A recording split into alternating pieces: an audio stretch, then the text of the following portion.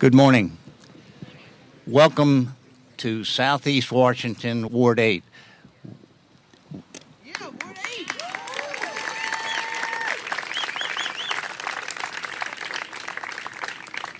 The mayor's running a little late, so we're going to jump around on our agenda just a little bit. One of the things in the nonprofit world, if you're not flexible, you're not going to make it.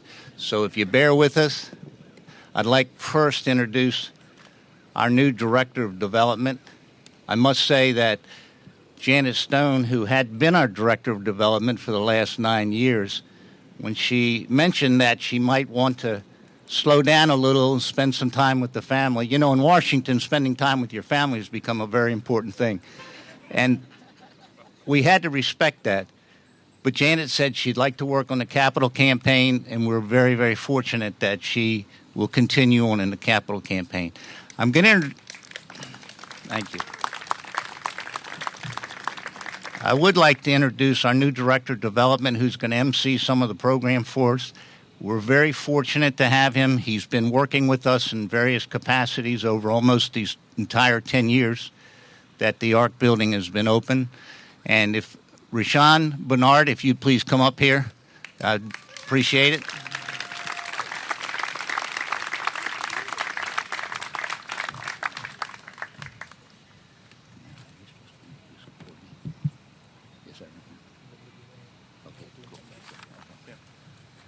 Well, good morning. Let me bring this up here. First of all, I couldn't have done a better job. It's a beautiful morning. It is absolutely indicative of our future. I think it's going to be bright. I think it's going to be awesome. I've not seen this many good-looking people in one place in a long time. So not only does the ARC provide awesome programs, it brings really attractive people out. So, yeah, you may want to give yourself a round of applause for that. So my name is Rashawn Bernard, and I'm the new Director of Development here at Building Bridges Across the River. I'm just about 100 days old, maybe 105 days old. But new to the role, but not new to the ARC, as Skip mentioned. My wife and I fell in love with this place about 10 years ago. We were donors to the 1 in a Million campaign. Our children have been here to see the Imagination Stage. I've been here on and off, working, consulting. We believe in the mission, and we're stuck here. It's really funny that I'm here now in this role because I am so passionate about this cause. And so my hope is to do really well in this position, sharing the love I have for this place to other people. Before I introduce my first person, I want to personally thank. And my philosophy is a good leader knows who to follow, and so I want to personally thank Skip McMahon. Round of applause. I want to thank Chris Smith.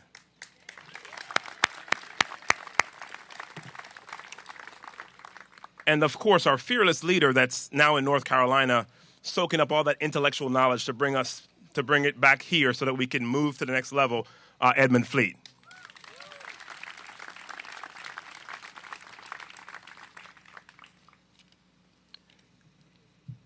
Councilmember LaRuby May began her career in the District of Columbia by developing after-school and summer enrichment programs for the children of Ward 8 at the Gift Family Resource Center. In 2008, she was appointed to the head of the District of Columbia Housing Authority Board of Commissioners, becoming one of the youngest African-American women in the country to lead a large housing authority. Councilmember May is a lawyer and experienced community leader that is committed to serving the residents of Ward 8. The daughter of a pastor, she is guided by her faith and her passion to serve. Please help me welcome our council member, our partner in Ward 8, Council Member LaRuby May.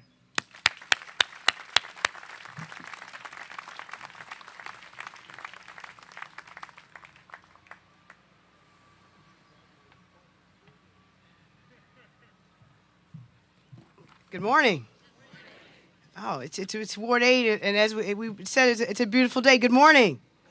Well, welcome to Ward 8 for those of you who've not been in the great Ward 8. So let me start as I always do when I have the opportunity to speak, and that is by saying how grateful and thankful I am to the Creator for the opportunity to be here, but just as importantly, for the opportunity to serve for about the last 200 days as the council member for the great residents of Ward 8.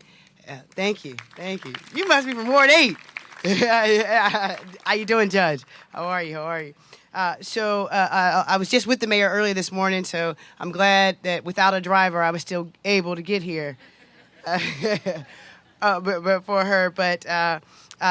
me thank Skip and William C. Smith and all the partners, Dr. Newman, all of the partners that are part of the reason why we are here today. So, when people outside of Ward 8 hear about Ward 8, many times they don't hear about all the great and wonderful things and all the wonderful people in Ward 8.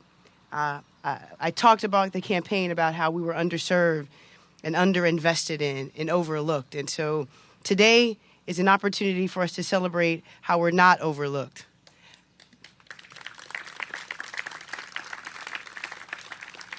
We're grateful to William C. Smith and Company, whose visionary commitment to Ward 8 dates back to the 90s. And here we are again today, partnering with William C. Smith, continuing to bring visionary leadership to Ward 8. I don't know how many of you have ever had an opportunity to participate in a program at the Arc. That's a good percentage. That's good stuff, right? So in partnership with the 10 organizations that are here at the Arc, what great facility, what great opportunities we have been afforded right here on Mississippi Avenue in Ward 8. I'm very excited about the third phase of the project, which will amplify its goals by even a larger children's health clinic. We know that children issues, health issues, is very important for us to be able to address those issues. A state-of-the-art expansion for more performances, a gallery educational center for the Phillips Collection. And one of the things that I'm very excited about, what I think supports the mayor's initiative along education, is the Bishop T. Walker School for the Boys.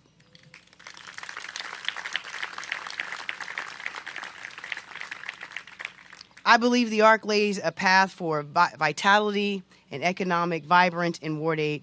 And this next phase, phase 3, will be what phase 1 and phase 2 have been for Ward 8. It is a facility. It is the bringing together of a community. It is the culmination of leadership, commitment, and dedication, and something that Ward 8 can take great pride and and an opportunity for those who do not live in our community to come and celebrate with us the greatness in our community. Thank you all very much.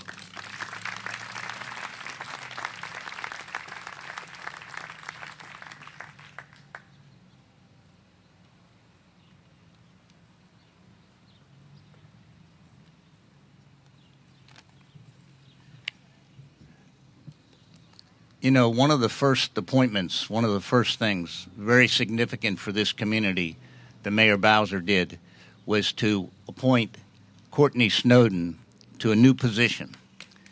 Courtney Snowden was appointed to the position of Deputy Mayor for Greater Economic Development.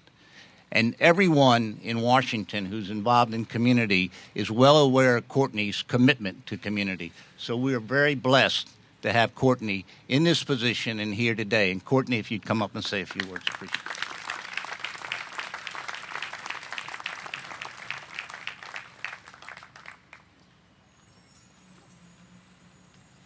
Good morning, Ward 8. So today is a day that we come to celebrate for so many reasons. And of course, I would be remiss if I didn't start with thank yous as well to Skip and W.C. Smith and Edmund Fleet over at the Arc and all of you for coming out today to celebrate what is something that's pretty special. My grandfather was a carpenter, and the thing he would say about being a carpenter is that we look at dirt and we build things where people don't even see opportunity. And that's what W.C. Smith and others around this outdoor space have made available to all of us. They have seen a vision. We've seen what that vision can do in communities. I am the Deputy Mayor for Greater Economic Opportunity. My job is to create opportunity where opportunity may not exist in a way that our residents can take advantage of it. The mayor was remarkably visionary in creating this position because we love our men at work, right? That's right. Let's give them some applause. What the mayor saw when she traveled across the city was that there were neighborhoods and communities that were left out, locked out, overlooked, and underserved. And it's because of partnerships like this that we are going to tackle those communities one community at a time. Now, when I look behind me at this building, I don't just see amazing programs. I don't just see all of the young people who come in and out, and the adults who visit there, who go to programs and take advantage of all the fantastic opportunities. I don't just see the seniors who learn how to use computers in this facility. I see jobs. I see opportunity. I see access. And that's what's going to happen on this land as well. And so what I would say on behalf of the mayor, I know she's working incredibly hard to get here, is thank you for investing. Thank you for seeing vision where others did not. And most importantly, thank you for helping to create opportunity in communities that need it the most.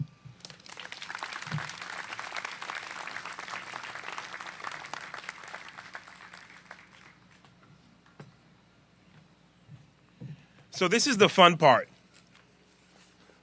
of this ceremony, because, at least for me, so I'm selfish at saying it's going to be fun for me, because I have the privilege of introducing someone who I respect so much.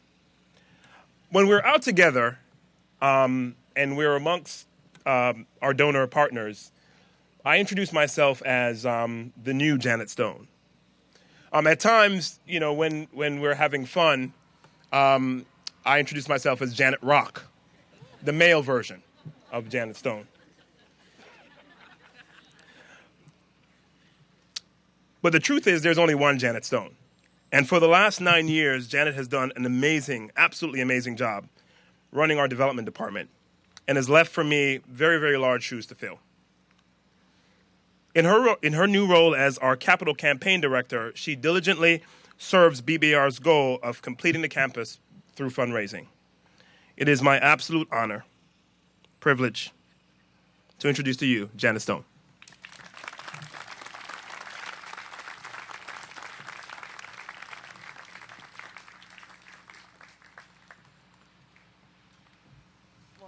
Rahsaan didn't mention that when we're together and we joke around, I call him the new and younger, better-looking version of Janet Stone. So good morning, everyone, and thank you again for coming out today. We're so happy to see all of you here. And I just wanted to take a minute today and briefly just thank all of our wonderful and generous supporters who have done so much for the ARC and so much for this community for so long, really since the ARC was first conceived. I've been here for almost 10 years, and I've been so amazed and so gratified to see people from all over the greater Washington area do so much and do so many good things for our children and families. First of all, I'd like to acknowledge Chris Smith and W.C. Smith for the visionary leadership in conceiving, building, and leading the ARC, really since it was an idea 15 years ago. Chris Smith and his family and all of the employees at W.C. Smith have generously supported the ARC since it was just an idea, and Chris and Lisa have just made $1 million contribution to the expansion. So please join me in acknowledging Chris and W.C. Smith.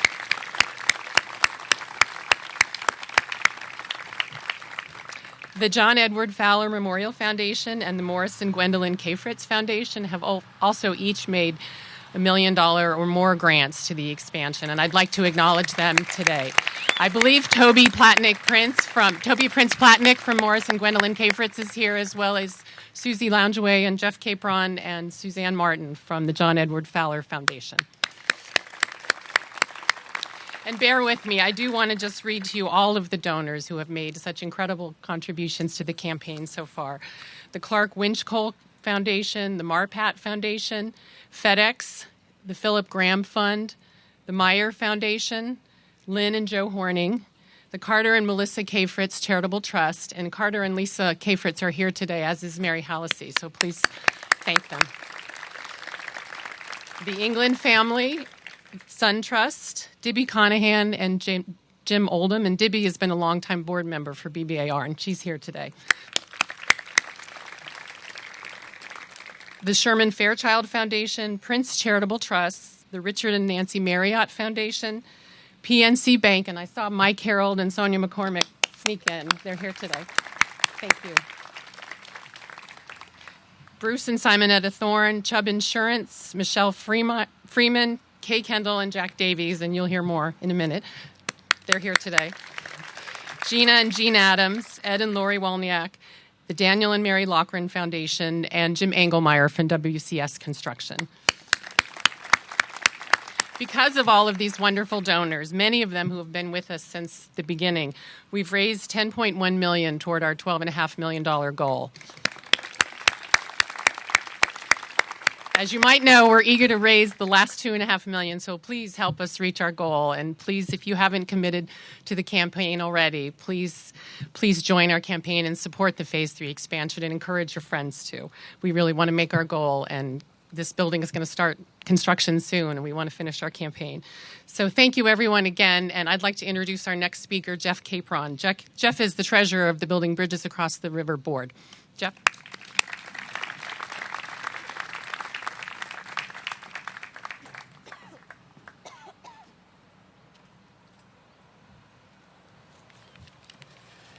Good morning. Good morning.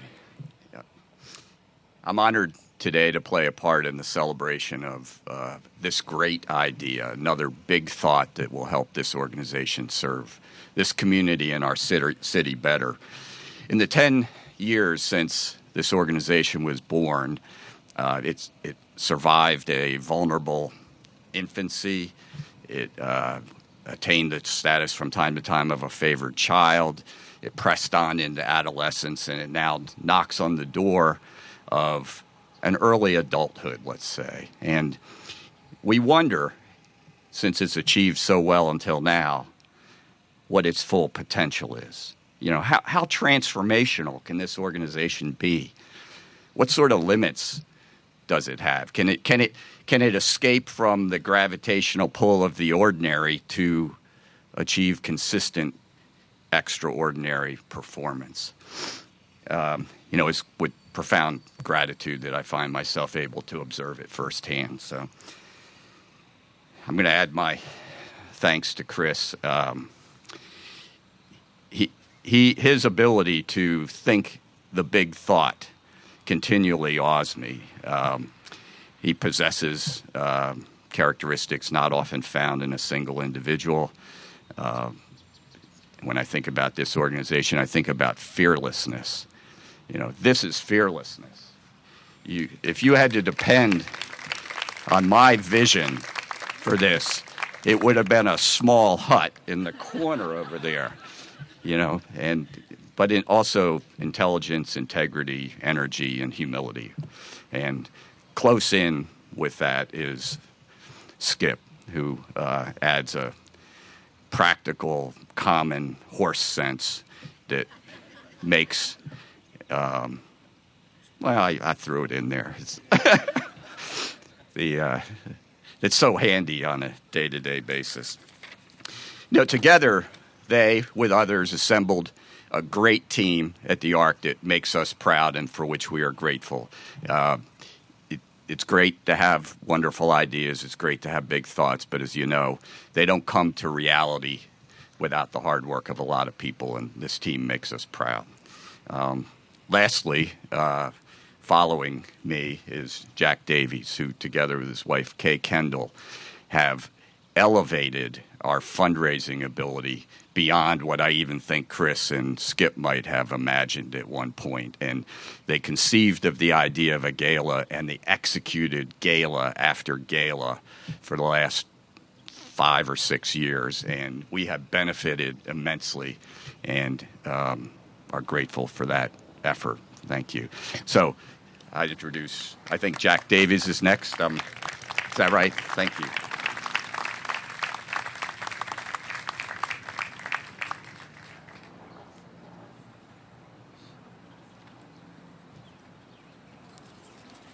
So it's a beautiful day in the neighborhood, and everybody else has welcomed you, so I won't do that again. But it's not only an exciting day for the Arc, but also for Ward 8.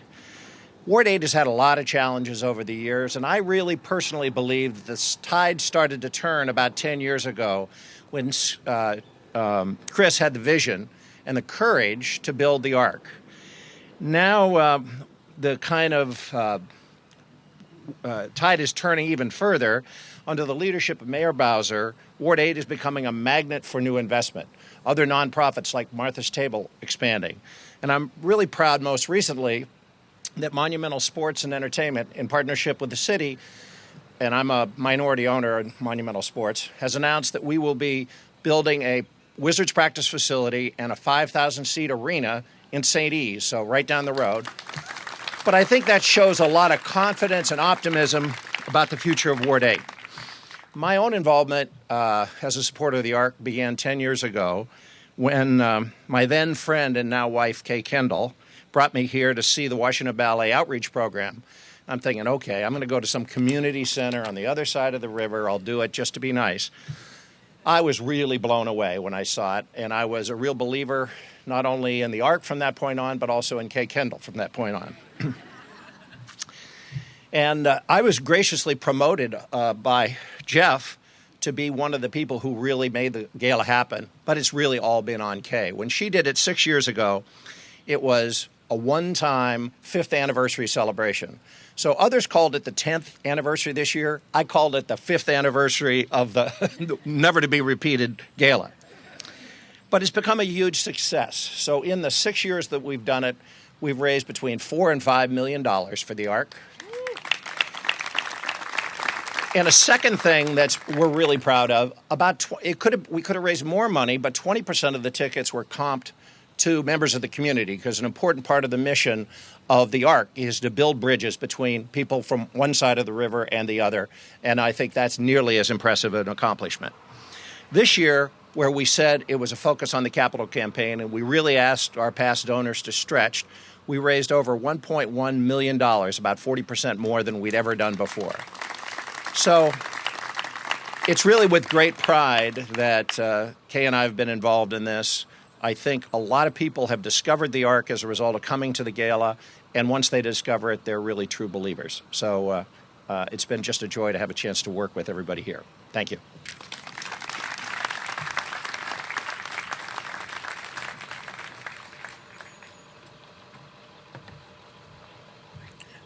So before I introduce my next person, I would like to recognize Director Polly Donaldson from the Department of Housing and Community Development. We want to thank you for being here and for being a supporter of the ARC.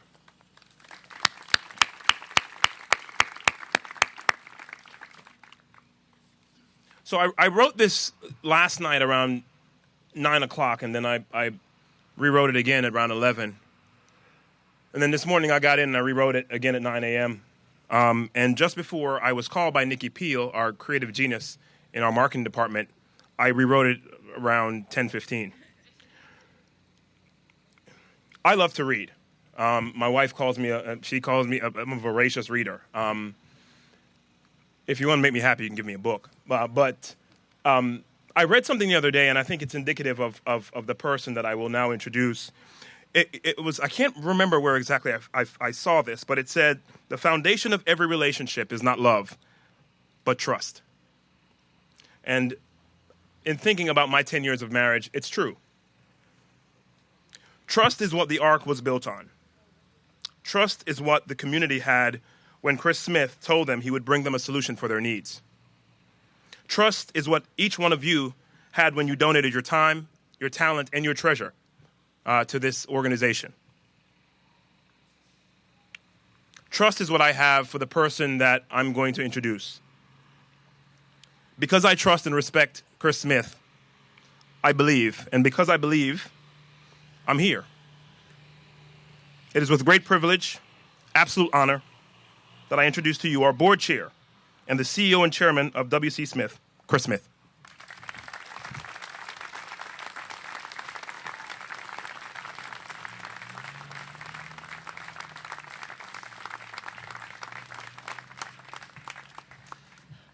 I, too, 10 years ago, was 6'4" and had a great booming voice, but shows you what happens with age. I think you can see why Rasan has become a welcome member of our team. In fact, in that regard, after Skip and I were able to get the ARC built and open, we kind of looked at each other and said, oh, God, what do we do now? We got to run this place. And so it just gives me a great deal of pleasure to see the team that has come on board. It's unfortunate that Edmund Fleet's not here today, but he is down North Carolina doing the ARC's work. And the team that he has brought on board the last 10 years has just been amazing. And so now, Skip and I can see the sunset somewhere out there, and we just know that the Ark's going to be in good hands. But we're not done yet. We still have one more building to go, all 91,000 square feet. Good ideas don't become great institutions without great partners. And clearly, over the last 10 years, we've been blessed with the partners who are in the two buildings behind me. And they've just done a fabulous job. The collaboration amongst them has just lifted us up to new heights. And so we would not be able to move forward with a new building without adding to the list of new partners. So today we're going to hear a few words from the 4 new partners who will be joining us in the new building, one of which is leaving the old building to double their space. And the other 3 are coming from other parts of the city and of Ward 8. But before I do that, I'd also like to just recognize some of the team members from Smith Company who have been donating their time and energy to help on the development finance side. And so Brad Fennell was very gracious in lending us about 5 members of his team. Claire McCabe, Allison Ritz, Ryan Lepine, Brian McLaughlin, and Matt Sow have been working the past year on this development. Thank you.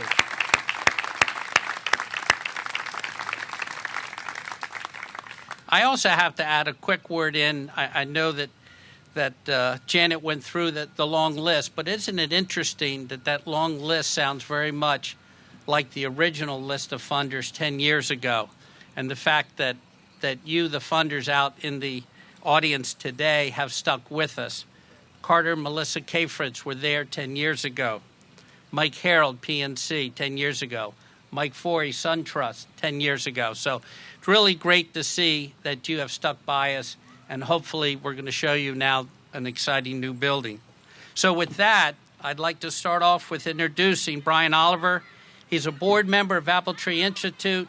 He also has 2 children, one who has graduated from Apple Tree. So please join me in welcoming Brian Oliver.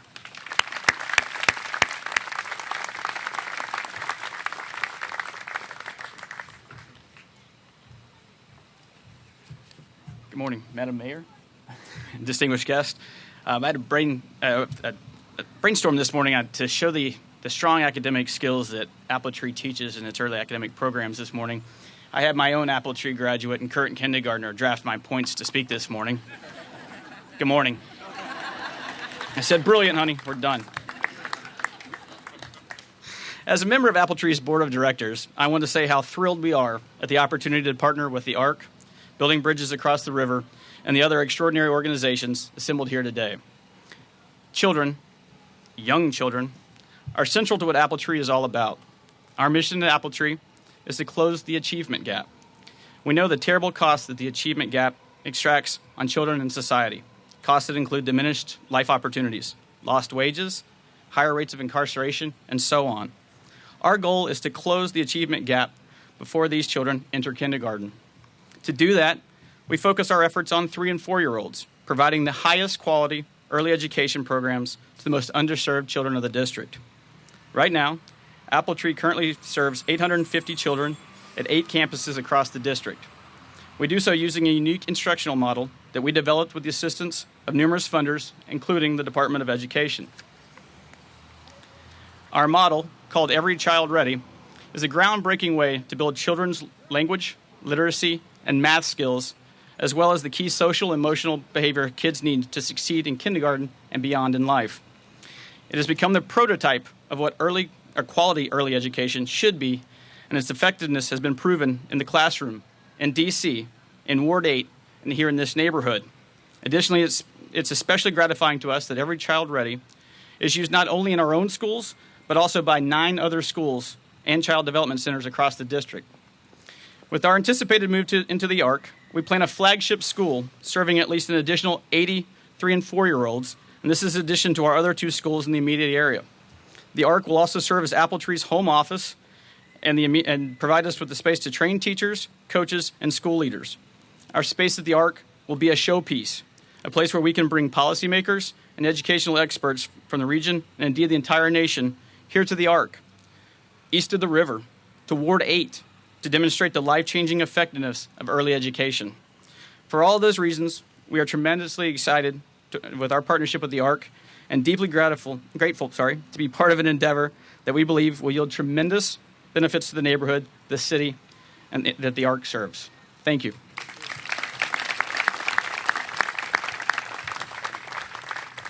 Thanks, Brian. And when he mentions 2 local schools, they're literally 2 blocks from here. They have 2 of the preschool charter schools here. So I see the mayor has joined us. We want to certainly welcome the mayor for our event.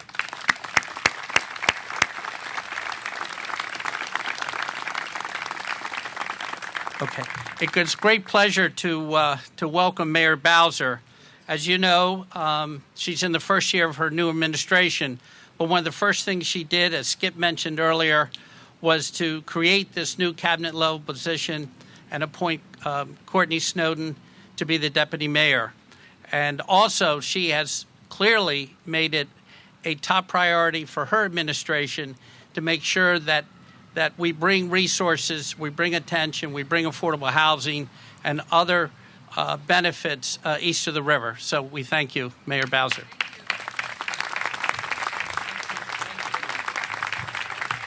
Well, hello, everybody. It's afternoon. Is it afternoon? Okay. No? What? This morning. Okay. Good morning, everybody.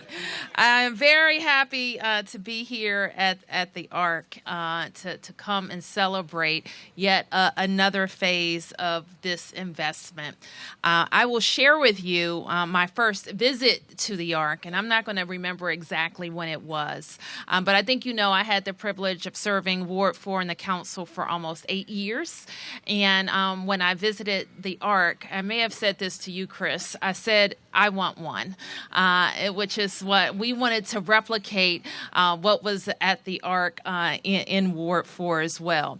But we don't have an Arc on the west side of the city, so all of the city will come and take advantage of the Arc.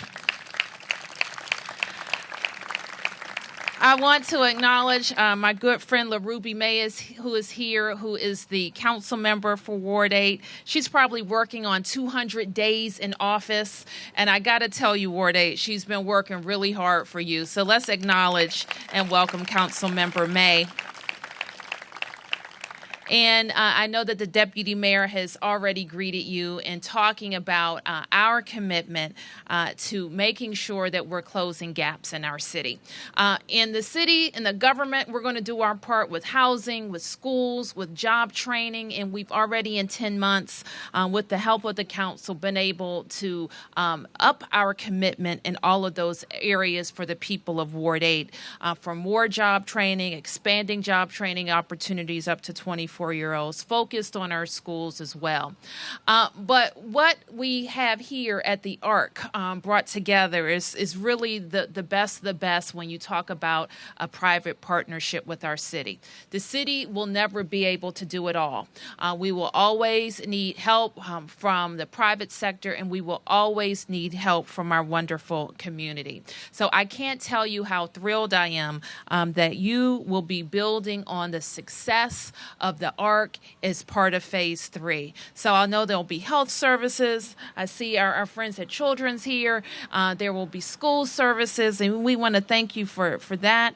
And of course, there will always be a focus on the arts because arts help children learn.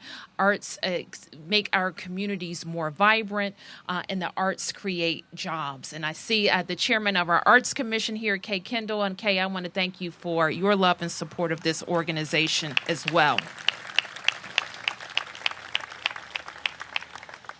And to all of the people who stepped up and gave a lot, I know, Chris, I want to just acknowledge your vision and commitment. It's one thing to get the art started, and it's quite another thing to see it through to all of these phases of the development. So to your board, to your major funders, we want to say thank you for partnering with the city because when you step up in this very big way, it makes us all step up even more. So congratulations.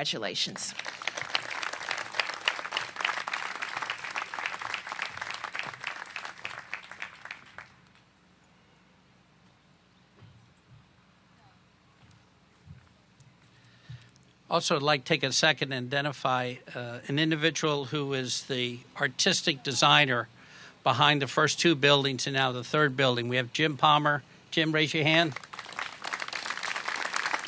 Jim was with a different firm when he designed the first two buildings, and then he went out on his own, and we stuck with him, and he's been with us hand in hand, pencil in pencil, for the last year and a half designing the new building. So you probably wonder, what's the Phillips Collection have to do with East of the River, Ward 8, and the Ark? And so that's why it's so exciting when the Phillips embraced the idea of coming out here to Ward 8, to the Ark, and bringing all of their knowledge and wisdom about art. And to explain a little bit more about what they plan to do, I'd like to introduce Dorothy Kosinski, Director of the Phillips Collection. Dorothy?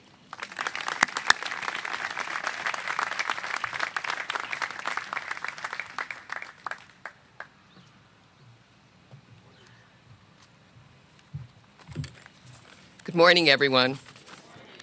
I'm so glad to be here. What a day. It's hot. It's hot out here. Yes, I'm Dorothy Kosinski, and I'm very proud to be able to serve as director of the Phillips Collection, a wonderful institution. We're thrilled to embark on this new journey with the Ark and to begin offering here at this campus dynamic, free programs with our focus, and here's why we're here, our focus on K through 12 arts integration programs for DC teachers and students, work that we've done all across this city in many, many schools over the last 25 plus years, award-winning programs helping to train teachers to teach their core subjects better with arts. We also have been developing, we worked with Children's Hospital some years back, and we've made other explorations, and we're going to bring a focus on multi-generational art and wellness initiatives to the Ark as well.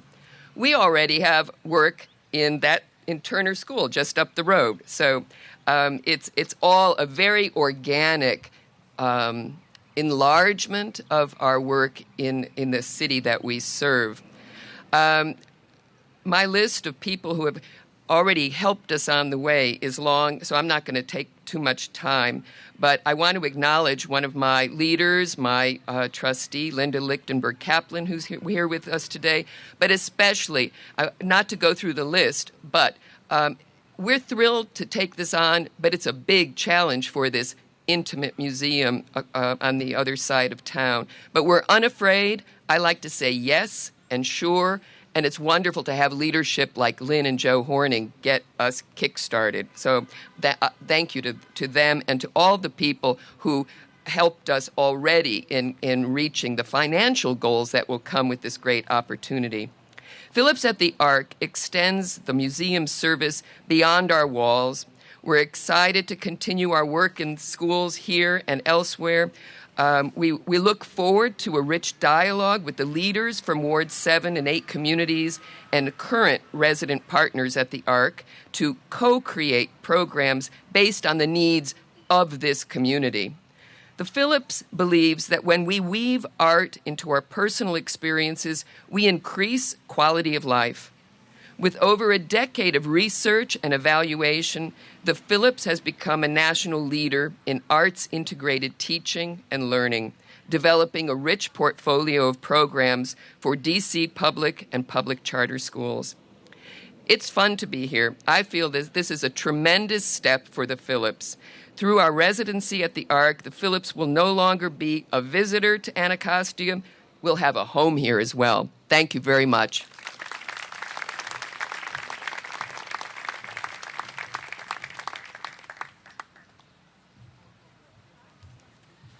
You know, I think what has led to our success that we've had to date has been the fact that there's so many people that have collaborated and really are interwoven within all of our partners. Lynn Horning was mentioned a few moments ago. Lynn Horning was on our board for a number of years. She brought us the Levine School of Music, introduced them to the Ark, and they became a partner, and was very encouraging for Phillips to come out here to the Ark. So This next person I'd like to introduce, the Executive Director of the Bishop Walker School for Boys, James Woody. Most of us call him Woody. Has done an incredible job with bringing a private, all-boys, tuition-free school here east of the river. I'm very excited about them being part of our campus. Good morning, everyone. This is an amazingly exciting day for the Bishop Walker School. I keep hearing that people have not heard of the Bishop Walker School before, and so we're about to change that thanks to the fine folks at the ARC. We've been in operation for just over 7 years now, and as Chris said, we are a private school, but one of the great equalizers is that we don't charge tuition, and so the only way we can accomplish that is through the generosity of the philanthropic community here in Washington, D.C. We are currently located in a renovated church facility over at 3640 Martin Luther King Jr. Avenue. And then as we've expanded, we started with one grade of 4-year-olds, and we've been adding grades every year. So oldest boys are in 6th grade now, and we'll continue to add grades through grade 8. But Chris has been very generous in allowing us to use a space that he owns over at the Washington View Apartments. And so we've been getting ingrained into this community for almost a decade now, and it's been thrilling to build relationships. And as we go forward, one of the things that we're looking forward to doing is having a home here on this amazing campus. We have several board members here, and I'd like to acknowledge Bob Pinkert, our board chair. It's generosity of people like Bob and our board and the Episcopal Diocese of Washington that has generously encouraged us every step of the way that have made this possible. And so we're excited to be a partner with the public school system. Our teachers do lots of professional development with the public schools. We do lots of sharing of information. I'm a firm believer that one size doesn't fit all. And so for us, we identified a need and we saw a crisis with many of our young men here in the community, and we decided to step up and roll up our sleeves and do what we could to try and make a difference. And we're only able to do that through visionary folks like Chris, who've invited us to be a part of this amazing venture here. When I think of the ARC, I don't just think of the building and the programs. I think of boys. I think of children who will grow into young men who are creative and thoughtful and who are contributors and leaders in this community because of the relationships that they've forged here and the exposure that they've received at the ARC. And we are just tickled pink to be a part of it. And so thank you for welcoming us, and we look forward to being an integral part of the great things that will continue to happen here in the future. So thank you very much.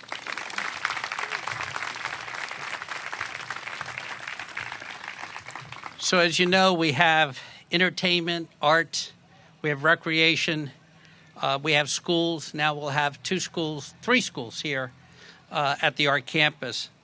But one of the cornerstones of the ARC has been the fact that we have a medical group on campus who committed 10 years ago to be part of the ARC.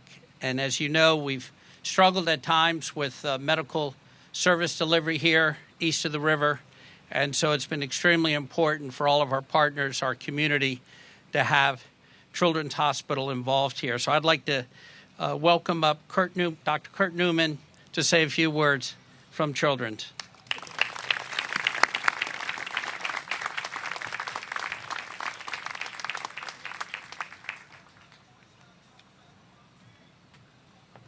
Thank you, Chris.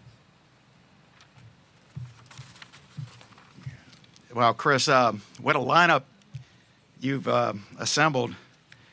Being a baseball fan, I feel like I am batting ninth because all the big hitters. But Mayor Bowser, I thank you for being here and your leadership that's showing us the way. And Councilmember May, the energy and dynamism you're bringing to Ward 8, and Deputy Mayor, you just bring life to all these great ideas. And to the ARC board and Chris and Skip and leadership, this is the place we want to be as Children's Hospital.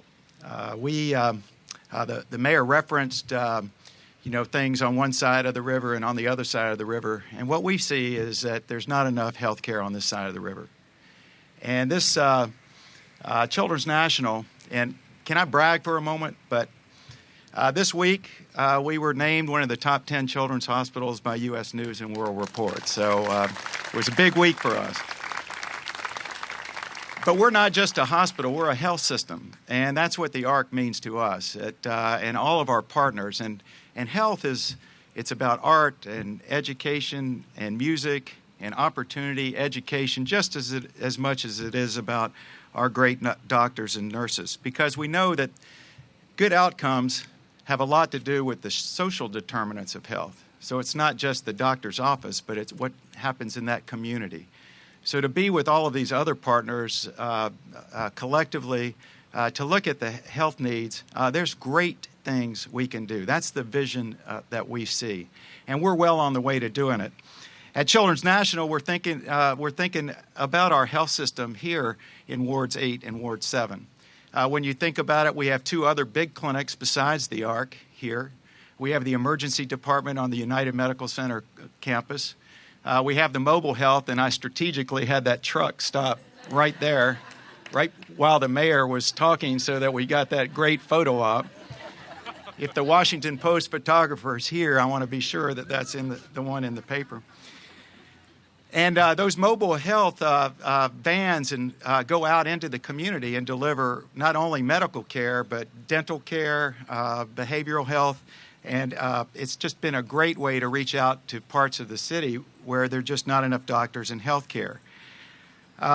Another great partnership that we've had is with the Department of Health and the school system around the school nurse program. And that links in well, too, because when you think about all the health care that can be delivered in association with the schools, and so we love that connection. But the ARC is the linchpin of what we do. We started here, I think it was, Chris, maybe 4 examination rooms. We expanded to 6. And now what we're talking about with this new effort is 24 examination rooms. So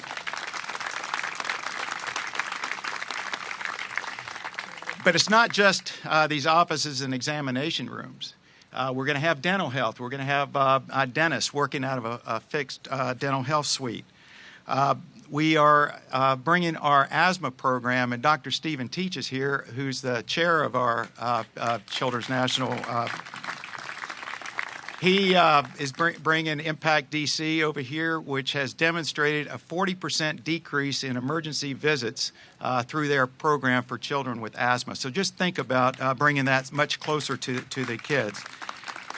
We'll be bringing quite a bit of social support, and our Chief Medical Officer, Dr. Denise Cora Bramble, is here, and I want to highlight her, as well as Mark Weissman. Mark runs all the, he's the doctor that runs all the clinics here, and I'd like to say that he's the Bernstein Professor of Primary Care, and Diane Bernstein is right beside him there. But that's what it takes. But I'm going to tell you a little story about what it really means to have be part of the ARC. Our residents and students come here to train, and I just met with a few of them. So when I came out here, my early day, probably my second week as CEO 4 years ago, I came out for a visit, and I went to one of the schools in Ward 7 where the mobile van was, and one of our recently graduated residents, chief resident, and Marseille, I want you to come up here because you're the director, but Dr. Marseille White, she had just graduated. She was a chief resident. She fell in love with Ward 8, and she wanted to practice here. So that's what it means to have the residents and students, because they get excited about delivering health care here. Now she's gone on to be the medical director of mobile health. Now she's the medical director of the ARC. She's planned all this with Chris.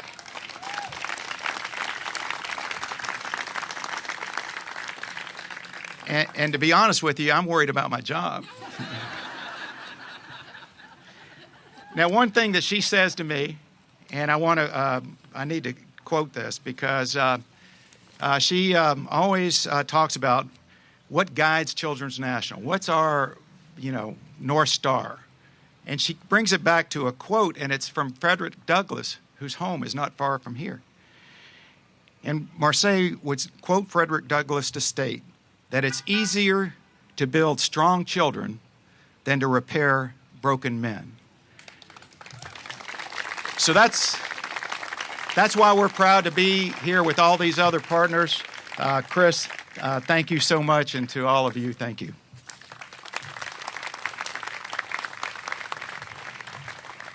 Dr. Newman, your job is safe because we would never let go of Dr. White.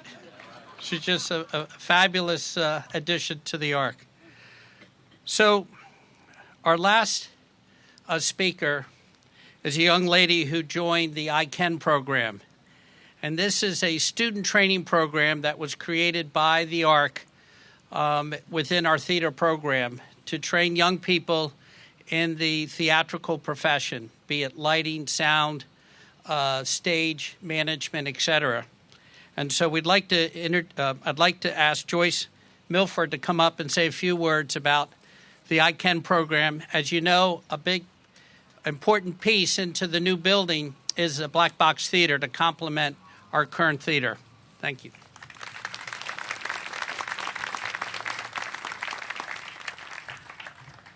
Good morning. My name is Joyce Milford, and I proudly serve as a scenic design instructor for the ARC's I Can Technical Theater program.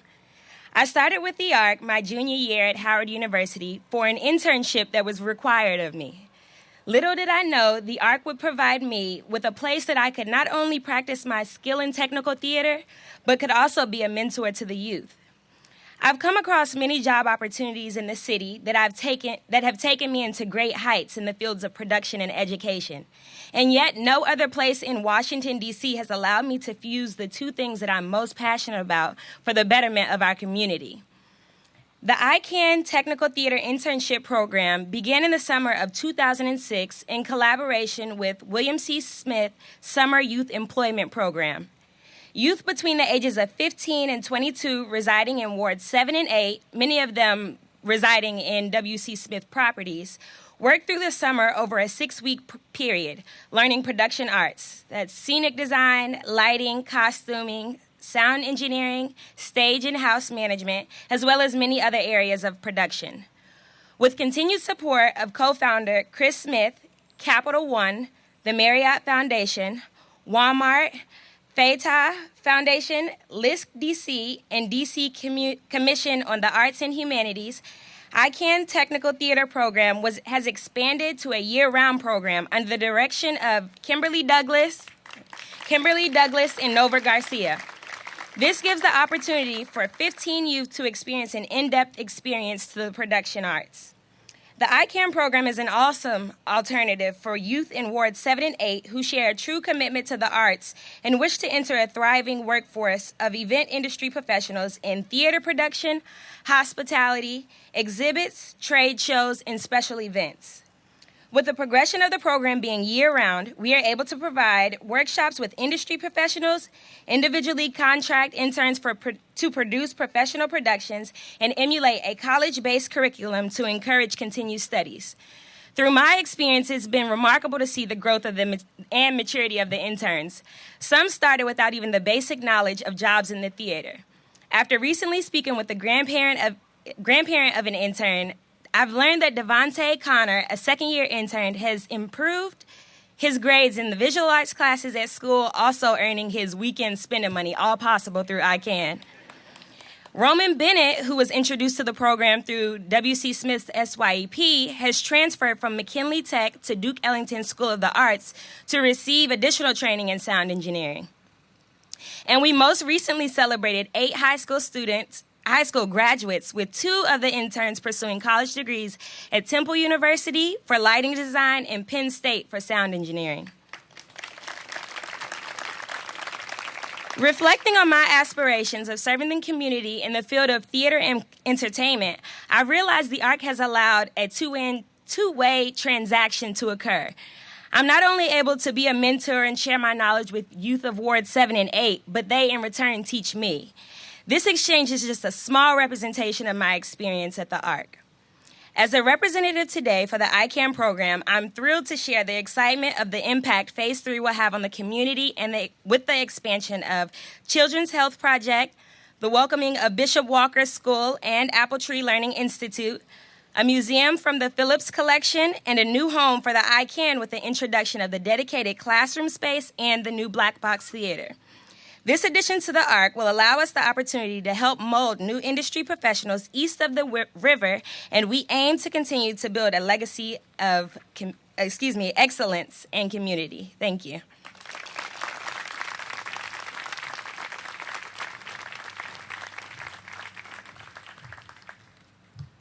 As you can see, we have a lot of talent here to showcase at the ARC. Thank you, Joyce.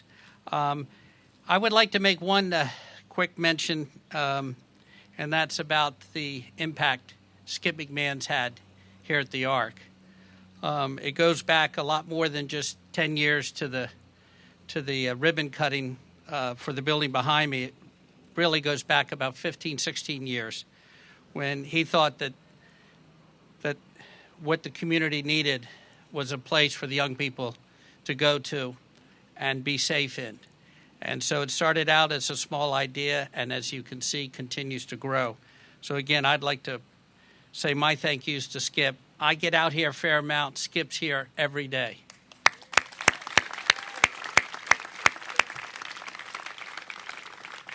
So batting cleanup. Dr. Newman, you were close. I think you were in fourth position. Is an individual who came out here about 15 years ago and invested in the neighborhood by buying a townhome. Raised a family here, brought the family across the street to the ARC, has become an ANC commissioner and a very committed community activist. So join me in welcoming Jacques Patterson.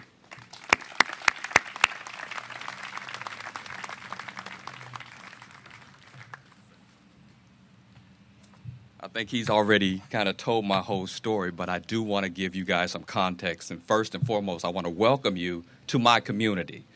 I say that because I love this community, and if you don't get out here and meet the people and get to talk to the people that's out here, you're missing something special because this is a great community. But like he said, when I first came out here, to give you guys a little context, I was airman still stationed at Andrews Air Force Base, and I was trying to buy a home, and the townhouses were just going up. They just had 4 models at that particular time, and I said, a lot of my friends in the Air Force were saying they're going to move out to other parts of Maryland. I said, no, I want to live in Southeast D.C., and they were like, why do you want to live there? And I said, because I have this little 9-year-old. I was a single father at this time, and my daughter, Jacqueline. I said, I have this little 9-year-old, and we saw the Splash Park, which is up the street. And she said, Daddy, I want to live next to that. It was just such a big thing to her. So we came in and we talked to the folks, and we built a home here. We bought one of the first townhomes here. And it had just been a great experience for my daughter.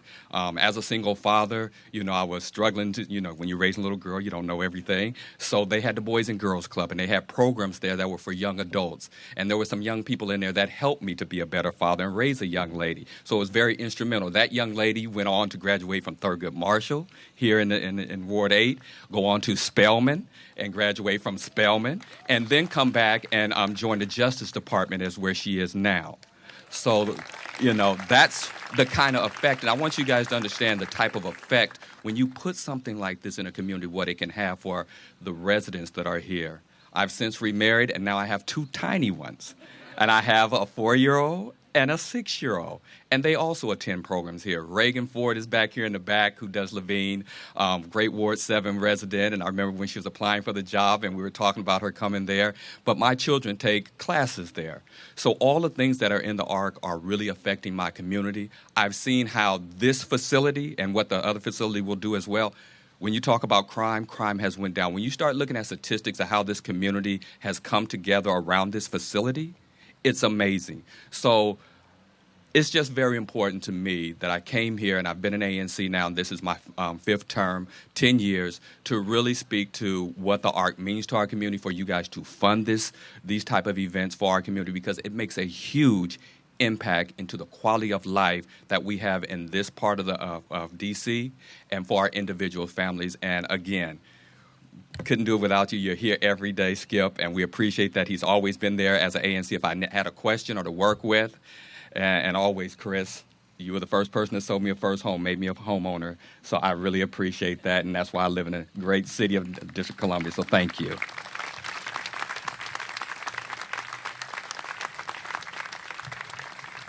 Okay, now I'd like to invite everyone to join us for the groundbreaking, which is going to be there, where the shovels are.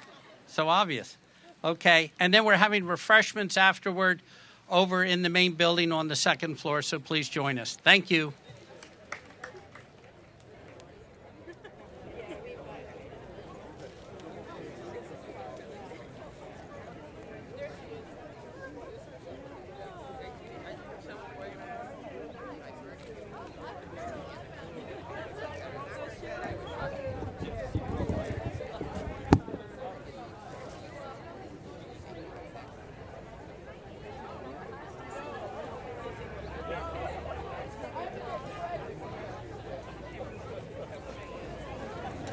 Yeah, do I need to help?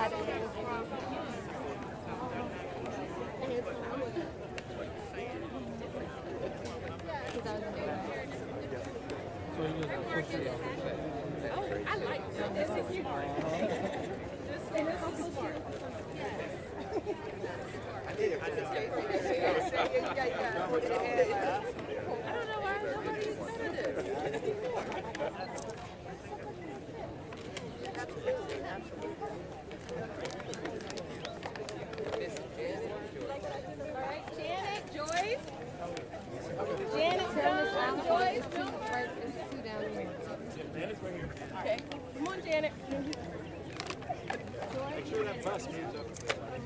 Oh, sorry. I know my name was it. Right next to her. There you go. You guys have your double clutch and shovel. Yeah, double clutch. Where's my hat?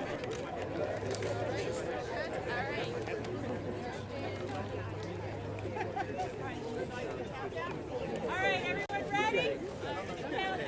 Count down. So ready? 3, 2, 1,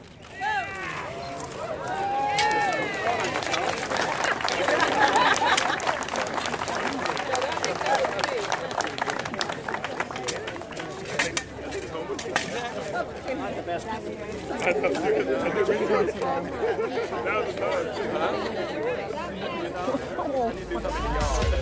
was